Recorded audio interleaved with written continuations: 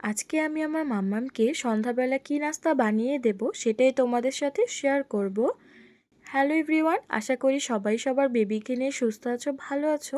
আমিও আমার ছোট্ট পরীকে নিয়ে বেশ ভালো আছি। আমি যখনই মিড মর্নিং বা সন্ধ্যাবেলা আমার বেবিকে নাস্তা বানিয়ে দিই, সেটা ফল দিয়ে বানিয়ে দেওয়ার চেষ্টা করি।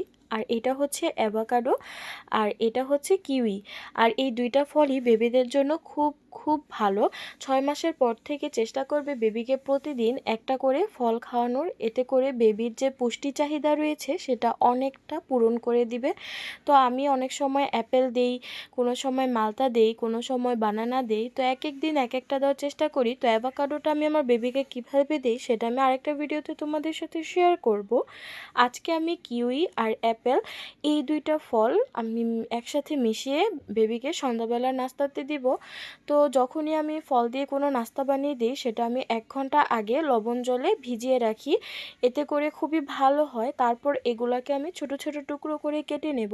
তো এই যে দেখতেই পাচ্ছ, অ্যাপেলটা আমি ছোট ছোট টুকরো করে কেটে নিয়েছি। এখন কিউইটা আমি সেমভাবে কেটে নেব। তো কিউই ফলের ভিতরের কালারটা এত বেশি সুন্দর লাগে, দেখতেই ইয়াম্মি লাগে, বাট খেতে কিন্তু এর স্বাদটা টক জাতীয়, যার জন্য টক হওয়াতে আমি অ্যাপেলের সাথে মিশিয়ে দিই। এতে করে খুব সুন্দর লাগে খাবারটা, খেতে ভালো লাগে, বেবি পছন্দ করে। যদি তুমি শুধু কিউই দাও সেটা খুবই টক হয়, যেটা বেবিরা বেশি একটা খেতে চায় না।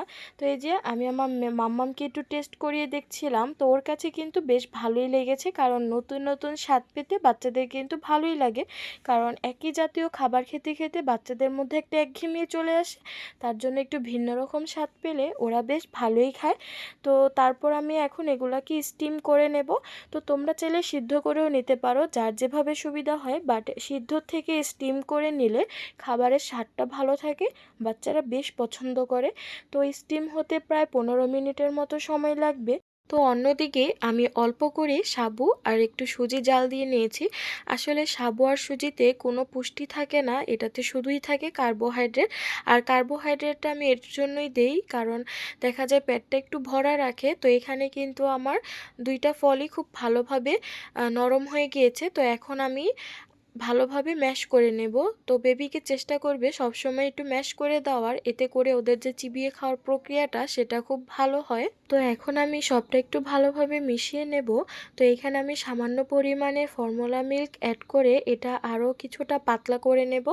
তো আশা করি আজকের এই নাস্তার রেসিপিটা তোমাদের কাছে ভালো লেগেছে। বেবিদের এভাবে ফল দিয়ে এভাবে নাস্তা বানিয়ে দিতে পারো, আর এই নাস্তাটা বেবিরা খুব ভালো পছন্দ করে। তো আশা করি আজকের এই ভিডিওটা তোমাদের কাছে ভালো লেগেছে। ভালো লাগলে অবশ্যই আমাদের পেজটা লাইক, ফলো আর একটা শেয়ার করে দিও, যেন নিউ মম যারা আছে তারা এই ভিডিওটা থেকে কিছুটা হলেও উপকৃত হয়। তো আজকে এ পর্যন্তই। সবাই সুস্থ থেকো, ভালো থেকো।